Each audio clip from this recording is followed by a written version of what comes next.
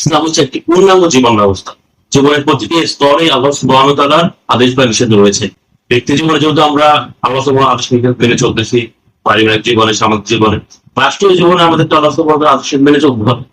আমি ব্যক্তিগত পর্যায়ে মিথ্যা বলা হারাম, রাষ্ট্রের ক্ষেত্রে মিথ্যা বলা যায়, এটা এমন না। ব্যক্তিগত জীবনে সুদ খাওয়া, ঘুষ খাওয়া হারাম, রাষ্ট্রের ক্ষেত্রে সেটা জায়েজ হতে পারে না। ব্যক্তিগত পর্যায়ে আমি সুদের লেনদেন করবো না, কিন্তু রাষ্ট্র কি সুদের লেনদেন করবে? রাষ্ট্র কি আল্লাহ সুবহানাহু ওয়া তাআলার যে বাধ্যবাধকতা মেনে চলা সেটার মধ্যে, রাষ্ট্র কি সবকিছুর মধ্যে? তো এই প্রসঙ্গটা গুরুত্বপূর্ণ। একজন মুসলিম হিসেবে আমরা কখনো এটা বিশ্বাস করতে পারি না যে রাষ্ট্র সবকিছু করতে, বরং আমাদের বিশ্বাস হচ্ছে আল্লাহ সুবহানাহু ওয়া তাআলা সবকিছু করতে, বরং আমরা হচ্ছে আল্লাহর বান্দা, আল্লাহর দাস। আমাদেরকে জীবনের সকল ক্ষেত্রেই আল্লাহ অনুগত হয়ে চলতে হবে। তো সেই জায়গা থেকে একজন মুসলিম সে যখন রাষ্ট্র পরিচালনা করবে, সেক্ষেত্রে ও সে আল্লাহর বিধি নিষেধ মেনেই রাষ্ট্র পরিচালনা করবে। আর এই বিষয়টাকে আমরা বলতেছি ইসলামী সরকার অথবা শরিয়া শাসন, যেটাও আমরা বলি বিষয়টাকে।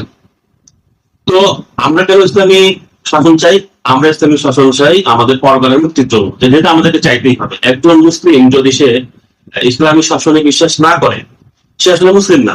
এবং এই বিষয়টা আসলে এমন না যে কোন ফতোয়া দেওয়া হচ্ছে বা কাউকে গালি দেওয়া হচ্ছে, এমন না।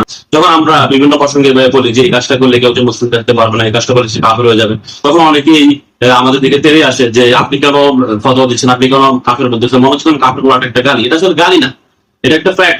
এটা হচ্ছে যে এটাই বাস্তবতা।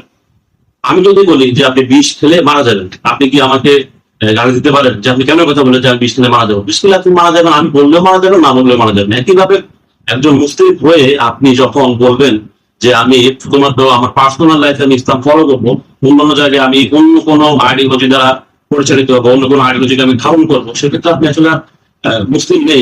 এটা এমন বিষয় যে এটা আসলে কোনো ফতোয়া না, এটা তো বাস্তবতা। যেমনি ভাবে বিষ খেলে মানুষ মারা যায়, এটা বাস্তবতা। এখন কেউ এটা বললে আপনি তারপর রাগ করে আসলে কোনো লাভ নেই। যদি আপনি সত্যিকার অর্থে আল্লাহকে বিশ্বাস করেন, যদি আপনি সত্যিকার অর্থেই পরকালে নাজাত পেতে চান, আপনি নিজের চিন্তা করা উচিত যে কিভাবে আপনি ব্যক্তিগত পর্যায়ে মুসলিম আছেন, অন্যদিকে রাষ্ট্রের ক্ষেত্রে আপনি বলছেন যে আপনি আল্লাহকে মানবেন না।